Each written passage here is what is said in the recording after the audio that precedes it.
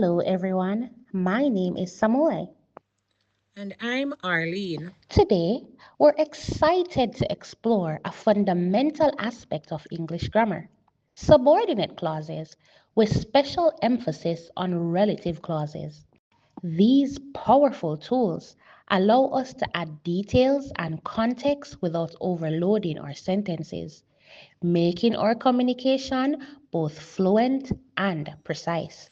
Our goal is to define subordinate clauses and show how relative clauses, a particular subtype, function.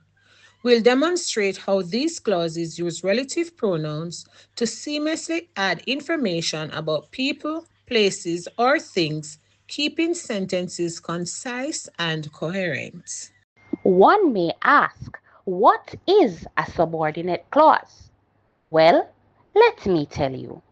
A subordinate clause contains a subject and a verb, but it cannot stand alone. It needs a main or independent clause to form a complete sentence. This is why a subordinate clause is also referred to as a dependent clause. Let us look at this example. I'll join you after I finish my work.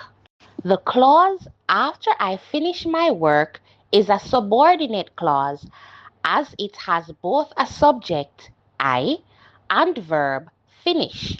The clause provides the necessary timing but doesn't form a sentence on its own. It then makes an individual wonder what will happen when I leave work. After I finish work is therefore dependent on the main clause I'll join you in order to make sense. It is also important to remember that subordinate clauses often begin with subordinators such as because, if, after, when, or the complementizer that. There are different types of subordinate clauses. These include adverbial clauses, noun clauses, and adjective or relative clauses. Adverbial clauses act as adverbs and show time, reason, and condition. An example is after the rain stopped, we went outside. After the rain stopped shows time. Noun clauses function as nouns and act as subjects, objects, and complements. An example is what you said made me laugh. What you said is the subject. Adjective clauses, also called relative clauses, describe nouns. An example is the book that you lent me is fascinating. Here, that you lent me is a relative clause which gives information about the book. Now let us take a closer look at what a relative clause is. A relative clause is a subordinate clause that modifies a noun or noun phrase introduced by a relative pronoun such as who, whom, whose, which, that, or a relative adverb like when and where. For better understanding, let us take a look at this example. The person who arrived late missed the introduction. Here, who arrived late gives us specific information about the person. Relative clauses can be divided into restrictive and non restrictive clauses. A restrictive clause, also known as a defining or essential clause, provides information that is crucial for understanding the meaning of a sentence. It limits the meaning of a noun or noun phrase and is not set off by commas. If removed, the sentence's core meaning will be significantly altered.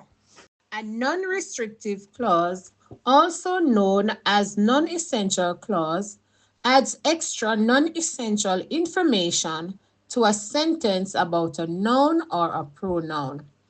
It is not necessary for understanding the main point of the sentence and can be removed without significantly changing the meaning. Now let us take a look at how they work. What are their key features? Firstly, they are introduced by relative pronouns or adverbs such as who, which, that, whose, where, and when. They contain a subject and verb. For example, who loves music has subject who and verb loves. They also modify a noun or noun phrase, answering the question which one or what kind.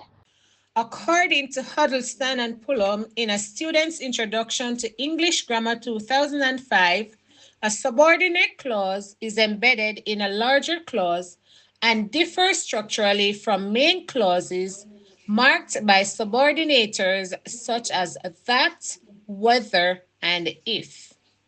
A relative clause is a subordinate clause with an anaphoric link referring back to a noun introduced by a relative word and acting as a modifier. They emphasize that relative clauses allow speakers and writers to combine information efficiently, reducing repetition and improving clarity. Here are some examples for everyday use. Please note that the restrictive and non-restrictive relative clauses are highlighted. I met a man who loves music. The book that I borrowed is on the desk. These are both sentences that each contain a restrictive relative clause. A non-restrictive relative clause is in the sentence, my friend who speaks French is visiting. For reinforcement, let us take a look at this comic strip. You may want to pause your video to take a detailed look.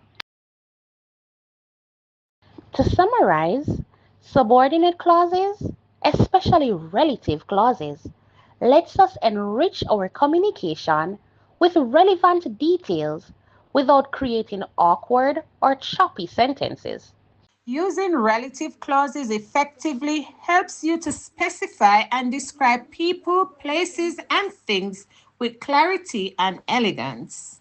Mastering them will strengthen your writing and speaking, so keep practicing and embedding more information smoothly.